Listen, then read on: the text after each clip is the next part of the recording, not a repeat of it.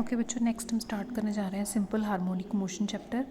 Article 1 पहले सबसे पहले पढ़ रहे थे सिंपल हार्मोनिक मोशन होता क्या है। A particle is set to execute simple harmonic motion if it moves in a straight line में मूव कर रहा हो such that its acceleration is always directed towards a fix point, और उसकी acceleration हमेशा एक फिक्स पॉइंट की तरफ हो एंड इज़ प्रोपोर्शनल टू, और एक्सेलरेशन प्रोपोर्शनल हो to the distance of the particle from the fix point. जो उस फिक्स पॉइंट से उसका डिस्टेंस रहेगा उसके प्रोपोर्शनल आनी चाहिए आपकी एक्सेलरेशन। आर्टिकल 2 है कि आपको अगर कोई पार्टिकल एग्जीक्यूट कर रहा है सिंपल हार्मोनिक मोशन, आपने एक्सप्रेशन निकालना है वेलोसिटी एंड पोजीशन का पार्टिकल के एट एनी टाइम। ठीक है, सो मान लो जो फिक्स पॉइंट है वो ओ है। ठीक है, A1 OA आपकी लाइन है and P denotes the particle after the time, position of the particle after time T, और from O and it is moving with velocity V। ठीक है, from O to A move कर रहा है। So let OP is equal to x।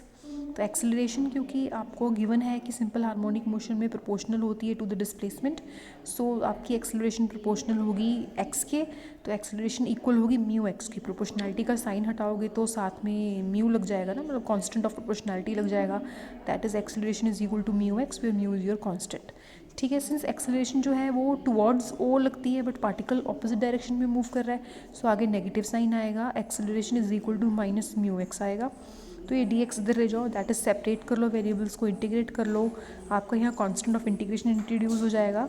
Now as P is suppose to be moving in the direction O A, आपका जो P है वो ओ ए direction में मूव कर रहा है और एक्सेलरेशन जो है वो ऑपोजिट डायरेक्शन में हो रही है। सो द पार्टिकल, क्योंकि एक्सेलरेशन ऑपोजिट डायरेक्शन में हो रही है और पार्टिकल ऑपोजिट डायरेक्शन में मूव कर रहा है, सो क्या होगा, चलता चलता जब पार्टिकल की वेलोसिटी कम होती जाएगी और एक पॉइंट पे आके पार्टिकल रेस्ट पे आ जाएगा। मान लो वो रेस्ट पे आएगा एट ए पॉइंट, तो ए का डिस्टेंस ओ से कुछ ना कुछ होगा, मान लो वो डिस्टेंस ए है। ए पर क्योंकि वो रेस्ट पर आ गया तो उसकी वेलोसिटी ज़ीरो हो जाएगी। So velocity is zero when the distance, ये ओ का distance from this point let be small A.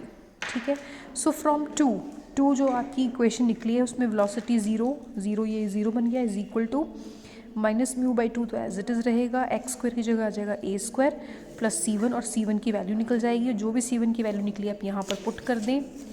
Put करने के बाद, सॉल्व करने के बाद आपके पास v square is equal to mu a square minus x square आएगा, तो v is equal to plus minus of under root of this आ जाएगा।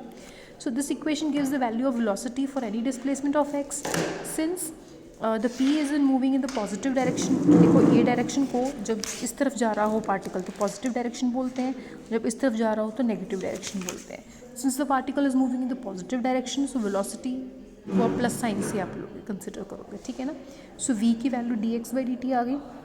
सेपरेट कर लो वेरिएबल्स को, फिर से x वाली टर्म इधर ले जाओ, dt वाली टर्म इधर ले जाओ, फिर आप इंटीग्रेट करो दोनों साइड्स पर। ये बन जाएगा sine inverse of x by a, और ये बन जाएगा root mu t plus constant of integration C2 आ जाएगा। आप C2 को निकालेंगे। If the time t is measured from the instant when p is at o, जब पार्टिकल o पॉइंट पे था तब से अगर आप टाइम मेजर करोगे तो अगर x ज़ीरो है तो t ज़ीरो है, मतलब अभी पार्टिकल ने मोशन शुरू नहीं किया तो x ज़ीरो है तो t ज़ीरो है, तो आपका बन जाएगा sine inverse of zero is equal to zero plus C2, that is C2 is equal to zero आ जाएगा।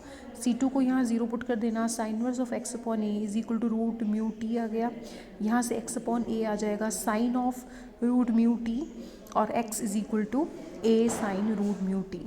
ठीक है, और अगर t को मेजर कर रहे हो उस इंस्टेंट से जब पार्टिकल आपका a पर पहुंच गया था, that is x is equal to small a when t is equal to zero, तो स्मॉल a पुट करोगे तो sine inverse of a upon a 1 होता है, साइन इनवर्स ऑफ 1 होता है इज इक्वल टू ये ज़ीरो है, सो ज़ीरो प्लस C2।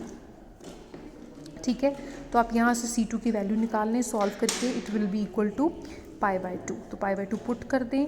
यहाँ पर जब साइन इधर जाएगा तो sine of pi by 2 plus root mu t बनेगा, ये बन जाएगा cos of root mu t, x की वैल्यू ये आ जाएगी। सो दो एक्सप्रेशंस बन रहे हैं।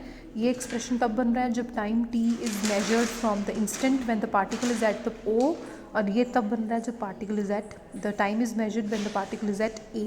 ठीक है।